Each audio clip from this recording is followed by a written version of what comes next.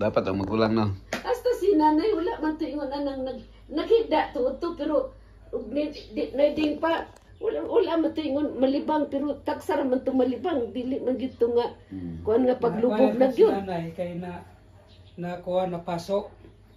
Katumoy kuhan ka ito. Pero taas Pero gito ko nga punto na kasubay gyud Taa, pala oy, ko. nalata na gutong ang iyang kuhan buko-buko. Okay ang gapon Andi ni, lata na guto din Grabe niya. yung pagka-survive na nanay do. Ano na kuha man to man, sunog man siya to. Kuan man, naglungag siya niya ang katong naglungag siya itlog. Niya ang katong kuan na sige siga tayop niya ang kas naara diri sa likod. Nayabo man na niya wa siya kabantay dili o diri napunta siyang dugan kay sige mag-ana siya huyop. Kunya pag huyop niya nayabo to ang kanang kas kalit magsilaog. Kuha dayon sa dede kahoy di ay.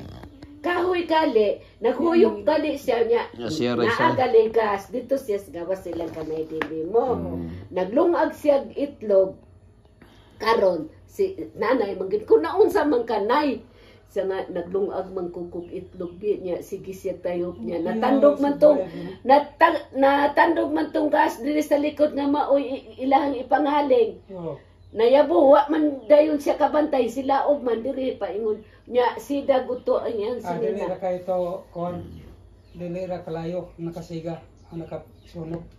Kayo ka Kuan kanang gikas sa kuan kanang dili dili ra kayo taga kuan sa kuan. pero nakuan gyud oy napilit sa iyang kuan ang katong kuan. Paso lang Galato na lata na kuan kay gas god. kuan gali to kadini ang Sumotoy nakaluya siya.